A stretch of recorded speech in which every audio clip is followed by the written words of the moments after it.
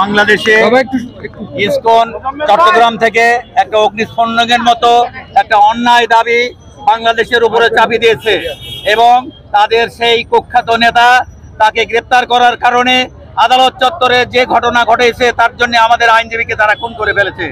এমনি ভাবে তারা কারো যারা উস্কানি প্রাপ্ত হয়ে তারা ষড়যন্ত্রের আশ্রয় গ্রহণ করে এ সরকারকে অস্থিতিশীল করার চেষ্টায় আছে। সাধারণ জনগণকে শান্তি শৃঙ্খলভাবে থাকতে দেবে না।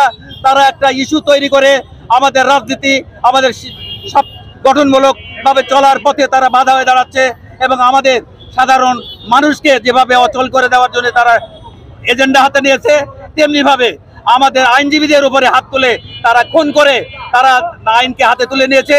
তাদের আজকে আমাদের এই বিক্ষোভ মিছিল থেকে বিক্ষোভ সমাবেশ থেকে আমাদের একটি দাবি, তা হলো এই যারা এই ধরনের অঘটন ঘটাইছে এই ইসকনকে বাতিল ঘটনা করতে হবে।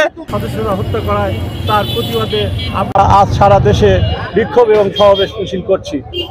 এই পর্যায়ে আমাদের যে দাবি সেই দাবি হলো এই বিচারের এই হত্যার সুষ্ঠু বিচার করে অপরাধীদের দ্রুত গ্রেপ্তার করে তাদের বিচার দ্রুত নিষ্পত্তিকরণ এবং এই ইসকনের রাজনীতিকে বাংলাদেশ থেকে নিষিদ্ধকরণ এবং এই ইসকনের যত সদস্য আছে তাদের নাগরিকত্ব বিলোপ করা।